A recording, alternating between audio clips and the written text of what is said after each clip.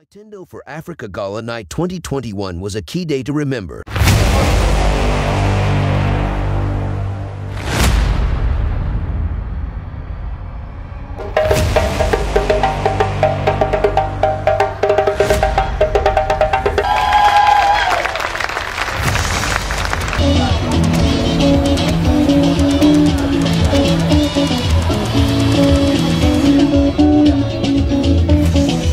Wale osasala. Wale osasala. Wale osasala. Wale osasala. Wale osasala. Your battery is dead. Tonight we're here to celebrate what Vitendo has done over the last year, but also what we will be accomplishing. We're here to celebrate all of you who have contributed to these accomplishments. And everybody that has been reinvigorated to continue to volunteer and to serve for Vitendo for Africa.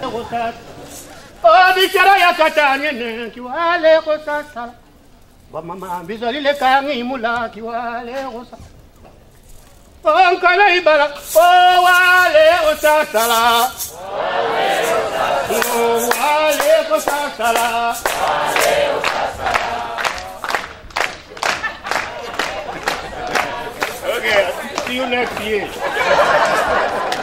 Okay, you stand up a little bit, please. Yeah, I think this is how.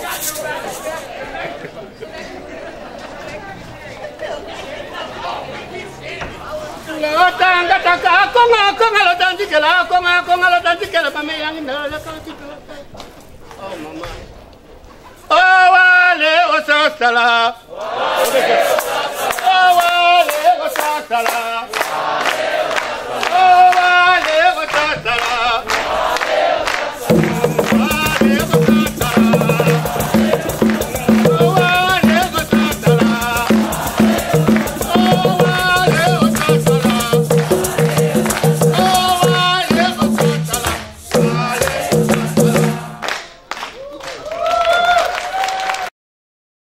With all kinds of guests, food and entertainment activities, it was a busy break from busy schedules. People from all walks of life gathered to celebrate the Vitendo for Africa's great work in connecting immigrants, business opportunities, and uplifting the lives of people in the community.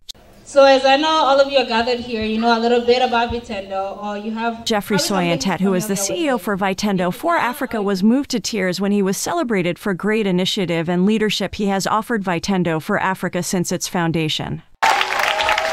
Keep it coming. Keep it coming. Keep it going. Keep it going.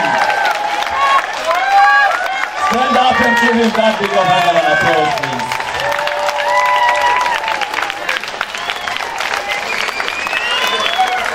Thank you. Thank you. Thank you, Geoffrey, for what you do. I want to tell you today, it's not in vain. You change lives, and that's what we are all here to do. We change lives. Thank you, and that is why we thought it was important that everybody acknowledges that we bought this vision, not because of the person himself, but because of what was in that vision. And out of that, like he spoke, we are now one as a team, and we'll continue touching and changing lives, one by one, one by one.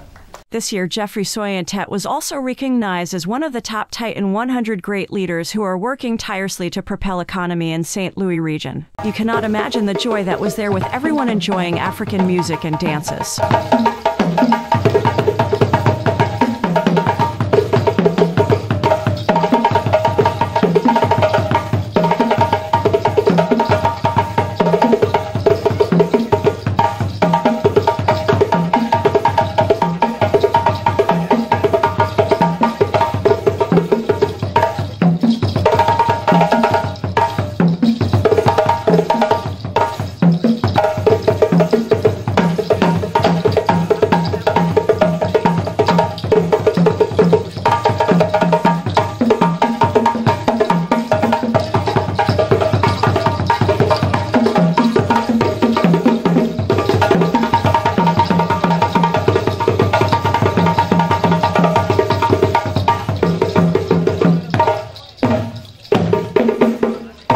Even the Americans were not left behind in keeping to the African moves.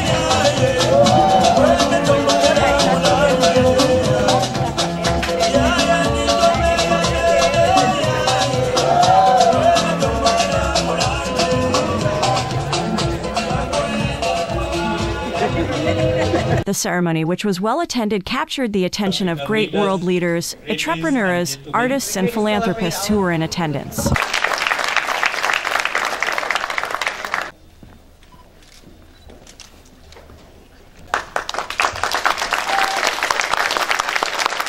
The keynote speaker was Arayo Benson, President and CEO International Institute. Born in Cameroon, Arayo Benson is a lawyer and graduate of Washington University in St. Louis, where he obtained a master's in law in 2005. He previously obtained a law degree from University of Yaoundé, Cameroon, in 1992 and was admitted to the Cameroon Bar Association in December 1999. Obenson currently serves as the Chief Executive Officer and partner of Transformunity.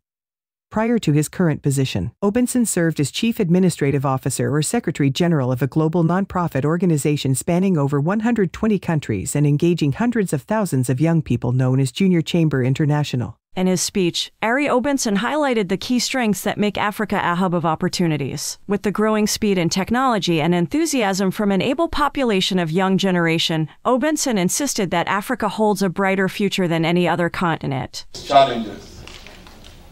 But I see Africa for its opportunities, because it's a continent of 1.2 billion opportunities.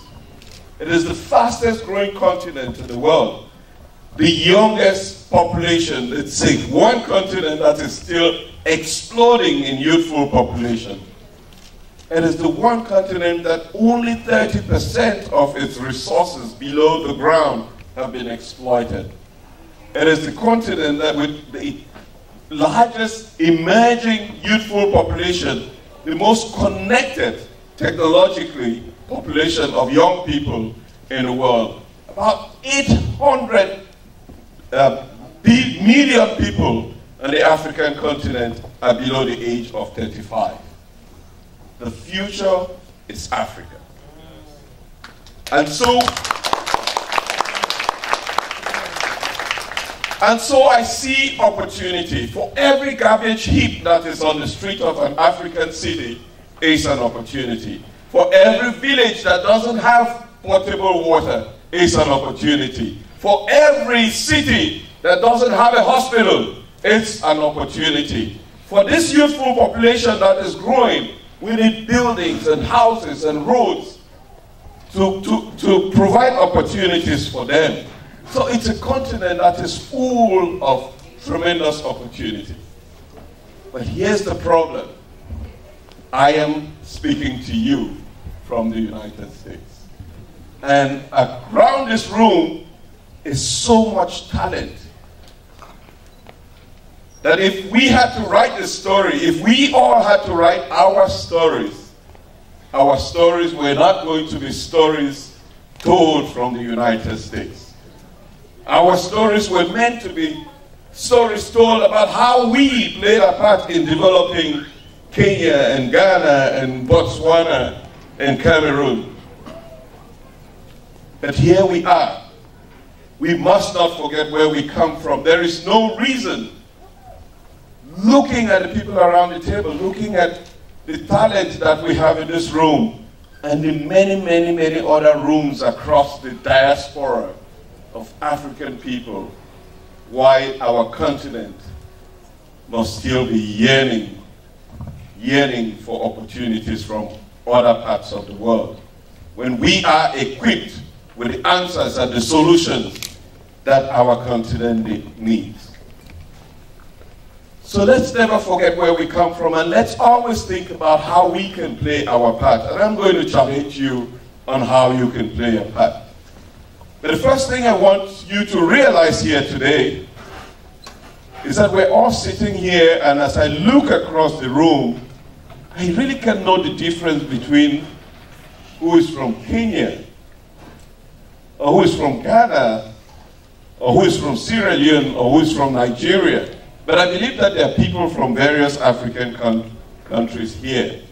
But this is the magic of a continent that was partitioned, not out of its own volition, that we now call ourselves these various other countries, that in the story of Africa is only the last 60 years. But when I started this conversation, I started listing all of these kings of Africa that go back as far as the 13th century. So we're much more than the last 60 years. And that's the magic of Africa. Now I know that we've been talking for so long and everybody has been sitting, but I want to take a moment for everybody. This is African, right? So let me share a bit of the African magic, and I want you to feel the magic with me. Can you feel the magic? Do you want to feel the magic with me? If you want to feel the magic, I'm going to ask the GJ to turn on some magic here. We're going to feel the magic, okay? DJ. Can you feel it? Can you feel the magic? Feel the magic in the air. Okay, everybody on your feet. Come on, everybody. Come on. Come on, everybody. I want to see your hands in the air, everybody. Feel the magic. Feel the magic in the air. Come on. Everybody. Come on. Come on. Everybody. Okay. Okay. Thank you. Thank you. Thank you very much. This is the magic of Africa. Right? It's the magic of Africa. We don't know what country we come from, but music, song, and dance brings us together.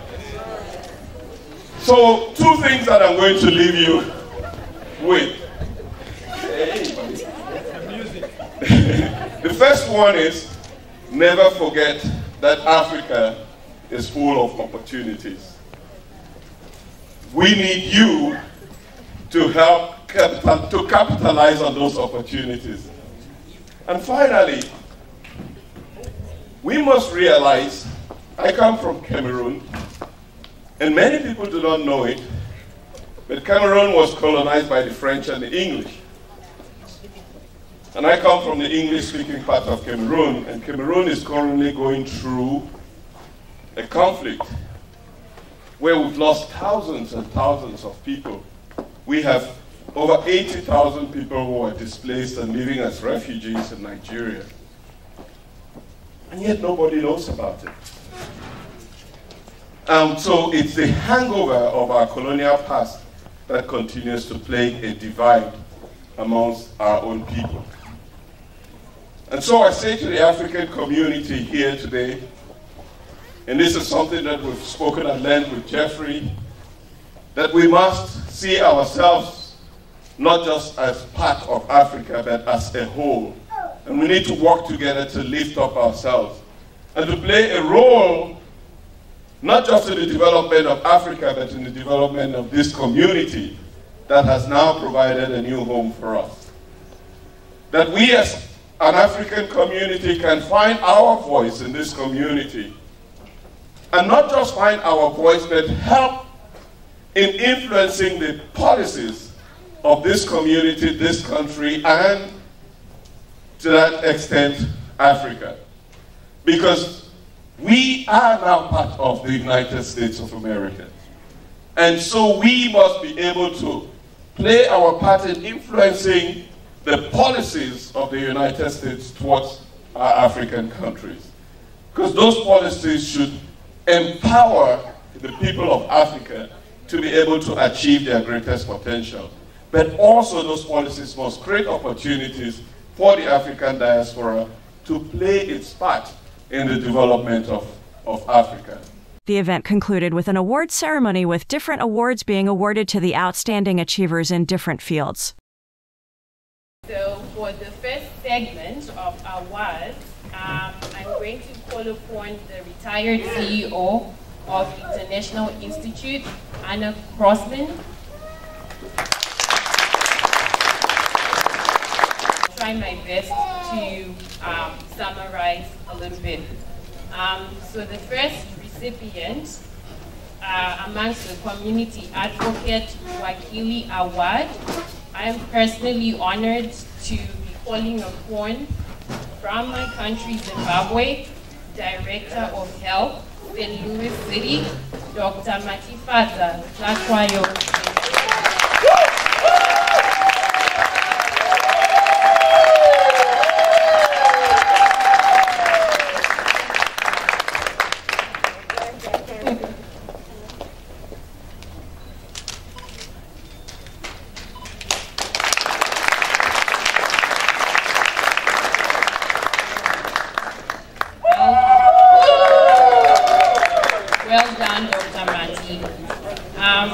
I've personally met the next recipient, Director of St. Louis Mosaic Project. I'm sure some of us have benefited from the project. Leslie Corman.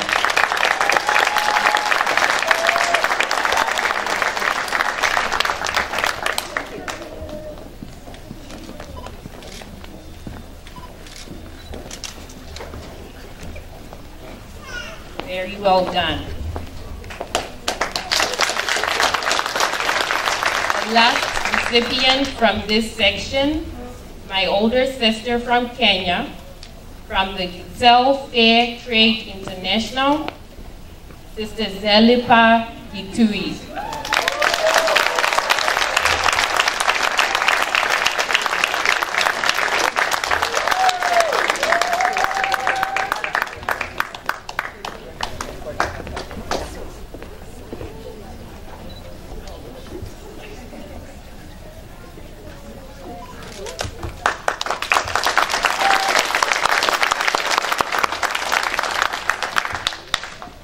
Thank you. I'll call upon Brian to introduce the next awardee. Thank you very much, Madam Gamu. So for this next section of the award, I will call upon Dr. DeAndre, the chair of Vitendo for Africa, Vice Director.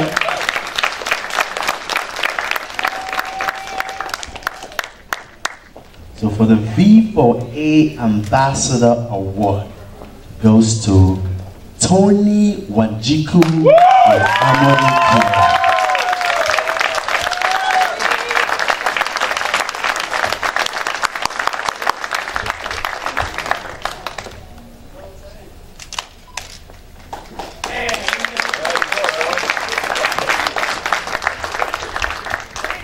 Right, and next section of the award that we will be giving out is the Community Service Award.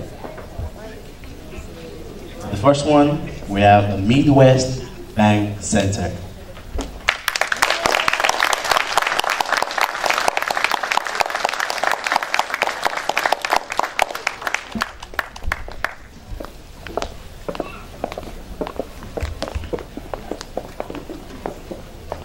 We have the whole crew coming up.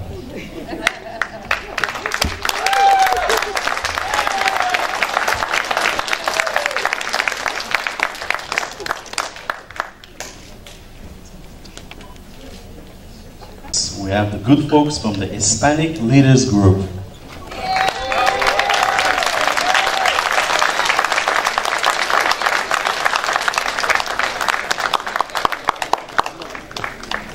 They're so shy. I don't know why you guys are so shy.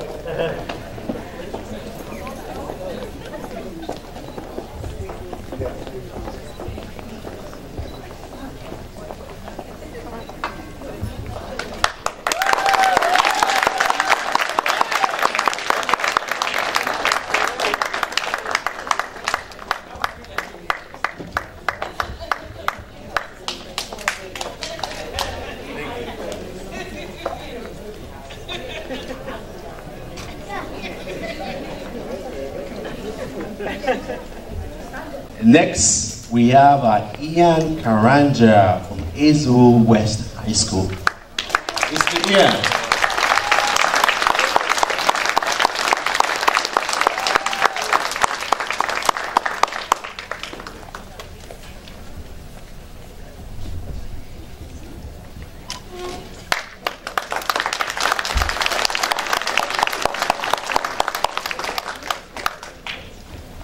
conclude the Community Service Award, we will call on Mr. John from the Kenyan Embassy.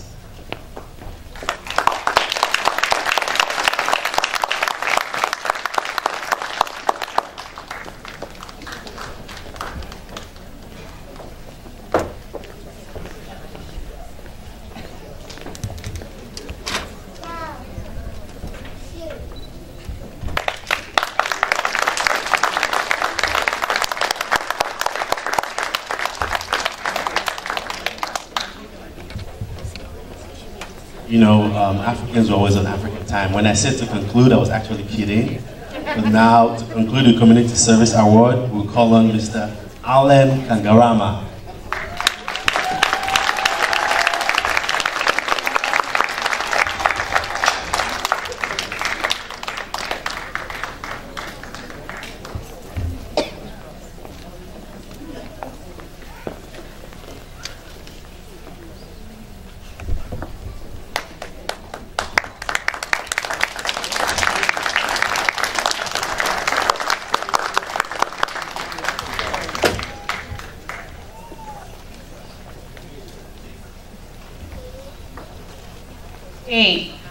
For the Humanitarian Award, Shuja Award, the first one goes to the Washington University School of Medicine, represented by Dr. Christopher Pratar.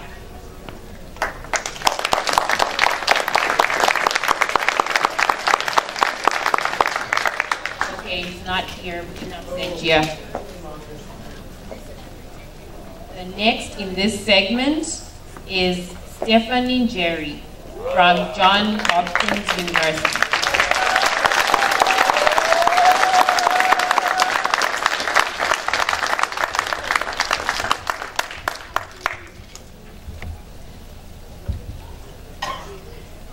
Well done.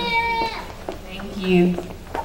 I'm going to call upon the Chamber of African Chamber of Commerce, Shegun Babalola's president, to come and award the next section.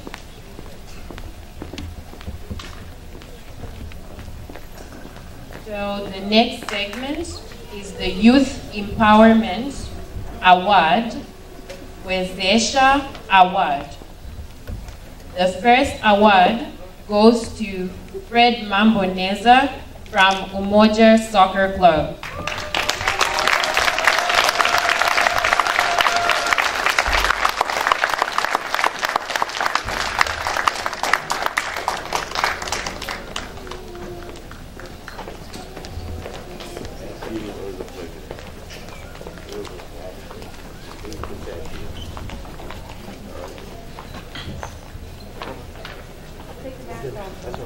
Oh, my underwear.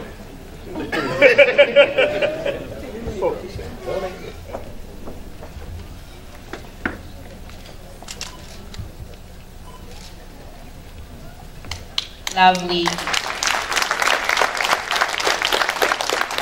this segment, the next award goes to the St. Louis Chess Club.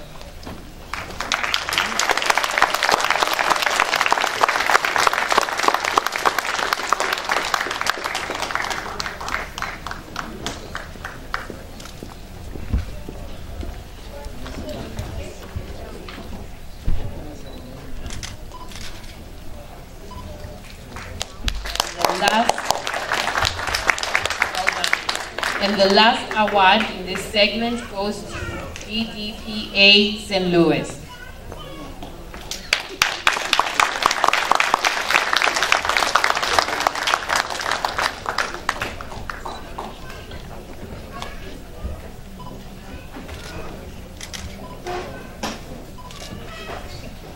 Well done, George.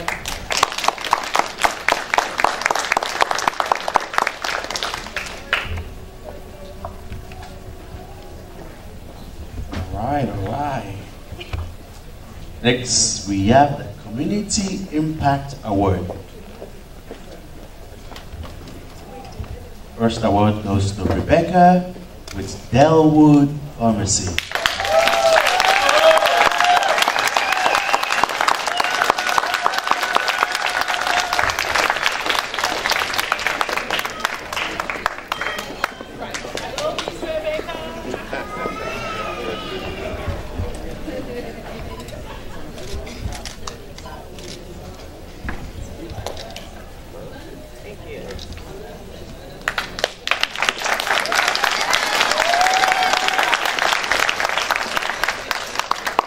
Also, if you don't know Delwood Pharmacy, please look it up as soon as you leave here. They've been doing a lot of great things ever since the pandemic started. Please look it up. The next award goes to Mercy Hospital.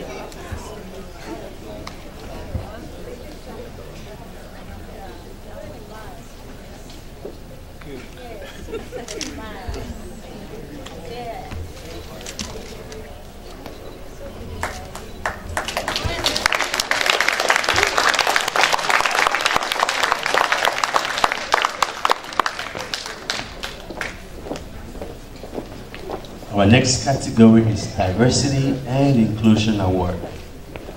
This category we have Focus St. Louis.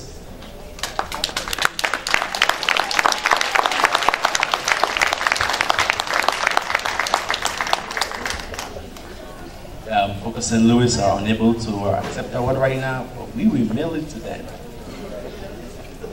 Next, we have Emerging Leaders Award.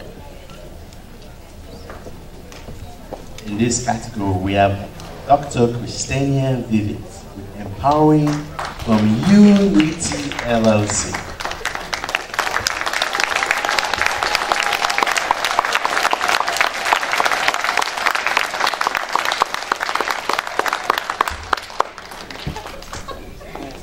Go, Chris.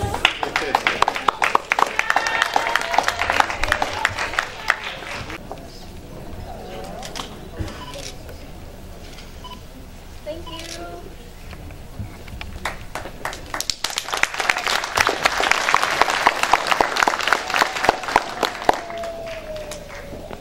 Next, we have Sally Kachuri with St. Louis University.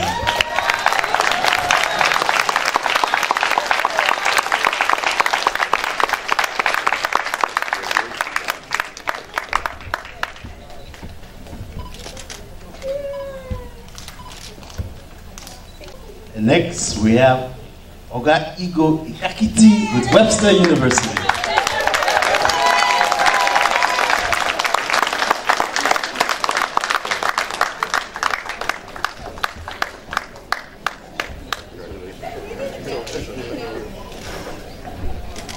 Igo told us this morning that he's the future Secretary General of United Nations.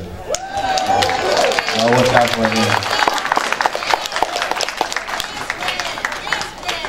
For the last award, Mentor of the Year, we're going to call upon Ben Higgy with 7M Business Solution. Ben will present this last award for us.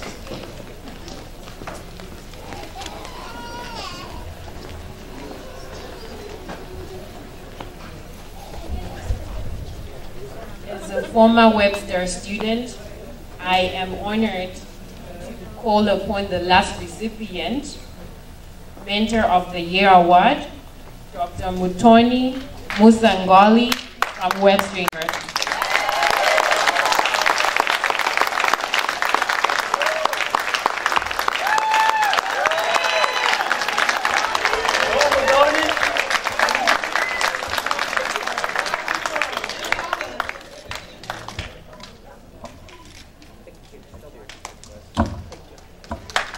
Thank you. Thank you, thank you. Give them a big hand of applause. Now.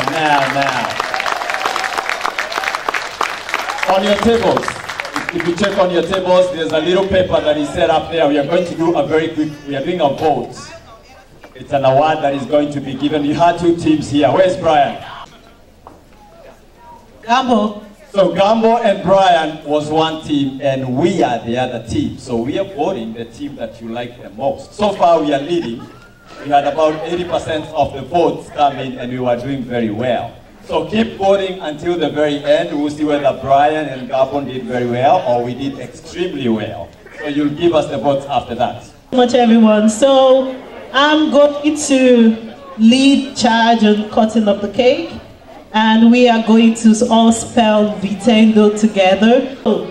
V, everybody go. I, T, E, N, D, and the final letter.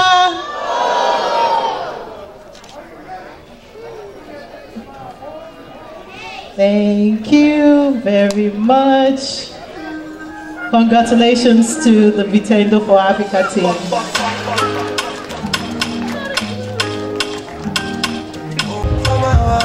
Make I tell you what you know for a bullet. Oh, this big party inside my bullet. I went there with my best friend, Among us, the invited guests that we spoke to were very excited to attend such a colorful and diverse event and shared their joy, experience, and wisdom. Andy McKean, who is the director for Liberty Lives Forever, expressed his love for Africa and revived some of his memories back in 1970s when he used to work in Africa. Kenya. I really had a wonderful time, traveled all over the country, all over Africa, and had a wonderful time with the students. We actually took a group of students to England to compete against the English students, which was really fun. And then when I left Kenya, I went to Ethiopia and spent many months in Ethiopia and then traveled around the world. But I really like Africa. I'm on a board where we send medical supplies and equipment to hospitals in Kenya. One in Sirisi district and one in Naivasha. So I've been doing that the last number of years. We sent donated medical supplies and equipment through a non-profit called Project Cure. I'm a volunteer, so I raise money to send these containers to hospitals to help the people, not just in Kenya. I did it in Cameroon and Senegal. That's great. And how do you know Vitendo for Africa? Well, I don't know how I met Jeffrey, but he came to my Rotary Club. I'm a member of the Rotary Club. We're trying to recruit maybe Africans to join Rotary clubs and other clubs to reach out to the community and get more people to help refugees and immigrants, like the Afghan refugees coming into the area.